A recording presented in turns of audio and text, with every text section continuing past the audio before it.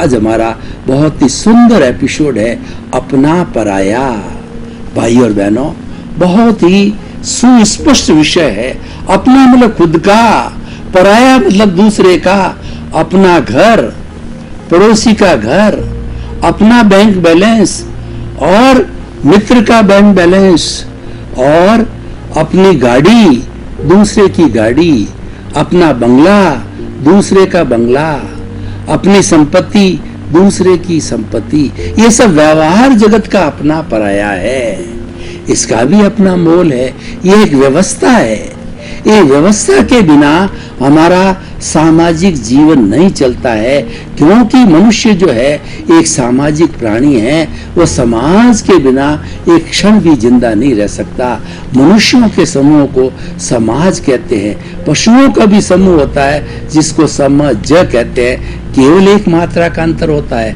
पशु भी समूह में रहते हैं। मैं आपको उदाहरण देना चाहता हूँ कि आप ये हिरण होते हैं, उनकी जीवन प्रणाली, उनकी लाइफ स्टाइल को देखें कि जब रात्रि में वो विश्राम करते हैं तो वो गोले बनाते हैं। सबसे पहले सेंटर के अंदर वृद्ध जो है हिरन, हिरनी है, या जो है वो गर्भवती हिरनी है, या कोई घायल है, बीमार है, उसको रखा जाता है। और उसके चारों तरफ जो प्रौढ़ होते हैं, जो उनकी तुलना के अंदर जल्दी भाग सकते हैं, उनको रखा जाता है। और उसके बाहर की तरफ जो है जवान जो हिरन हिरनियां हैं, उनका गोला रखा जाता है। और चारों कॉर्नर पे चार जो है जवान जो है सिपाही तैनात हो जाते हैं, और वो पूरे रात भर जो है चौकीदारी करते हैं। कोई शिकारी तो नहीं आ रहा है।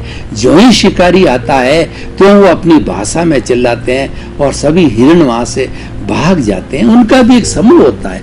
आपने देखा होगा कि हमारे हिंदुस्तान के अंदर कुर्जों वगैरह जो है, ये विदेशी पक्षी जो है अभ्यारण्य में आते रहते हैं। तो उस समय में आपने देखा होगा कि जब सर्दी के मौसम के अंदर हमारे देश में ये आते हैं तो एक लाइन बना करके आते हैं। वो लाइन है, वो उनका समाज है। लाइन है, वो उनकी व्यवस्था है। जब समाज होता है वहाँ सुरक्षा होती है, समाज होता है वहाँ डिसिप्लिन होता है, और हर व्यक्ति का अच्छी तरह से निर्वाह हो जाता है। बिना समाज व्यक्ति एक क्षण भी जिंदा नहीं रह सकता। तो अपना पराया समाज होता है, वहाँ अपना पराया लागू होता है। अपनी स्त्री, पराई स्त्री, देखिए कितना डिफरेंस है। हमारी भारतीय संस्कृति के अंदर जो शादी की, जो ब्याह की, जो नियम बनाया गया है, वो हमारा परिवार का जो सिस्टम है, शादी ब्याह कितना सुंदर है कि एक व्यक्ति के साथ में एक लड़की से ब्याह कर दिया जाता है और उसको 7 फेरे दिलाए जाते हैं। उसका अर्थ ये है कि तुम एक पति और एक पत्नी के अनुसार रहोगे, स्वदार संतोष करोगे, और अन्य को, जो सारे विश्व के अंदर तुम्हारी जो छोटी जो स्त्रियां हैं वो तुम्हारी बेटियां हैं, और तुम्हारे बराबर उम्र की है वो तुम्हारी बहनें हैं, और तुम्हारे उससे भी बड़ी है तो तुम्हारी माता के समान है, उससे भी बड़ी है तो नानी दादी के समान है। इस तरीके की सुंदर व्यवस्था भारतीय संस्कृति के समाज में, परिवार सिस्टम है। और शादी में की जब शादी की जाती है तो कितने रिश्ते मल्टीप्लिकेशन होते हैं कि दादा ससुर, नाना ससुर और जेठ, देवर, ननंद, न मालूम कितने कितने रिश्ते जो है मल्टीप्लाई हो जाते हैं। बहुत ही सुंदर व्यवस्था है।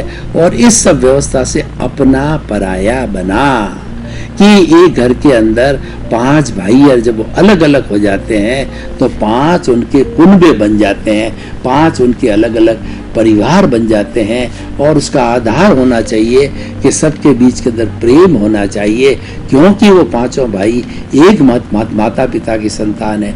तो ठीक उसी तरीके से हमारा जो वसुधैव कुटुंबकम है, वो अपना पराया की बात करते करते भी वो मूल रूप में वसुधैव कुटुंबकम क्या कहता है कि हम सब वसुदेव की संतान है। हमारे पिता वसुदेव है और हमारी जो धरती माँ है वो माता है, हम सभी उसी की संतान हैं। तो उसकी सभी की संतान, एक ही माता पिता की संतान होने के कारण हम भाई भाई हो गए। तो हमारे बीच के अंदर प्रेम होना चाहिए, शांतिपूर्ण से अस्तित्व होना चाहिए। अपना पराया का ध्यान रख करके भी जो है हमें आपस के अंदर आनंद के साथ जीना चाहिए, क्योंकि जो भी प्राणी जन्म लेता है वो जीना चाहता है, मरना कोई नहीं चाहता है, और सभी सुख चाहते हैं, दुख कोई भी प्राणी नहीं चाहता है। तो हम किसी भी प्राणी को दुख क्यों दें? तो देखिए, इस तरीके से जो है ये अपना पराया का विश्लेषण व्यवहार जगत में हुआ। व्यवहार जगत के अंदर सब अपना पराया चलता है। हमारे सामने दो तरह के जगत है, एक तो व्यवहार जगत है और एक निश्चय जगत है। दोनों का संतुलन होने से हमारा जीवन होलिस्टिक होता है, और वो संतुलन करना ही पड़ता है, क्योंकि बाहर का जो व्यवहार जगत है ये हम पीछे से लेकर के आते हैं, ये हमारा सारा भुगतान है, ये सारा हमारा हिसाब किताब है। मनुष्य को ये जो मन वचन काया रूपी शरीर मिला है, ये पूर्व जन्म के कर्मों के भुगतान के लिए मिला है, और जब ये भुगतान पूरा हो जाता है, इस जन्म का आयुष्य समाप्त हो जाता है, तो वह व्यक्ति जो है वह मर जाता है, वह व्यक्ति डेड बॉडी हो जाता है। तो अब देखिए, हम थोड़ा ये तो हमारा व्यवहार जगत हम लेके आए हैं, और ये हम इसके अंदर परतंत्र है, ये जड़ है, और ये हमको भुगतना ही होगा, इसके अलावा कुछ नहीं है, क्योंकि ये हमारे ध्वनि की प्रतिध्वनि है। पिछले जन्म में हम जो ध्वनि करके आए थे, जैसे हम भाव कर्म करके आए थे, जैसे हम कर्म बीज डाल करके आए थे, ये हमारा जो जन्म है वो उसकी प्रतिध्वनि है। यानी पूर्व जन्म के हमारे भाव कर्म जो है वो इस जन्म के अंदर द्रव्य कर्म के रूप में परिणित होते हैं, और द्रव्य कर्म होता है वो उदय और प्रारब्ध के अनुविध होता है, और वो सारा प्रकृति यानी कुदरती रचना और कुदरत के कानून के अधीन रहता है, वही इसका संचालन करती है। कुदरत कहती है कि जब 84 लाख जीवा योनि का कोई भी प्राणी जन्म ले लेता है, तो जन्म लेते ही वो मेरे ताबे आ जाता है, क्योंकि उसका जन्म मैं देती हूँ। तो ये 5 भूतात्मक जो धरती हमारी पृथ्वी है, 5 भूतात्मक हमारा जो लोक है, ब्रह्मांड है, वो 5 भूत है, पृथ्वी जल अग्नि वायु और आकाश। ये बेसिक एलिमेंट से जो है 84 लाख जीवा योनि के हर प्राणी का एकेंद्रिय से पंचेंद्रिय तक, नर गति, तिर्यंच गति, मनुष्य गति, देव गति, संपूर्ण प्राणियों का जो है वह जो जन्म, उनका भरण पोषण और उनका जो है आयुष्य कर्म के अनुसार जो है समाप्त होना, सब कुछ प्रकृति के अधीन होता है। यानी हमारा जितना भोग है, जितना हमारा प्रारब्ध है, वह प्रकृति के अधीन है। इसीलिए कहा जाता है मन वचन काया से मुक्त मैं शुद्ध आत्मा हूँ। तो भीतरी जगत की हम बात करते हैं, तो भीतरी जगत हमारा परमात्मा का जगत है, और बाहर का जगत जो है हमारे द्रव्य कर्म के भुगतान का जगत है, और वो दोनों ही करना पड़ेगा। ये हम लेके आए हैं, और वो हमारा पुरुषार्थ है। अब हम भीतरी जगत की बात करें, जो परमात्मा का जगत है, उस परमात्मा में चेतना है। चेतना जो है कभी भी जड़ नहीं हो सकती, और जड़ कभी भी चेतन नहीं हो सकता।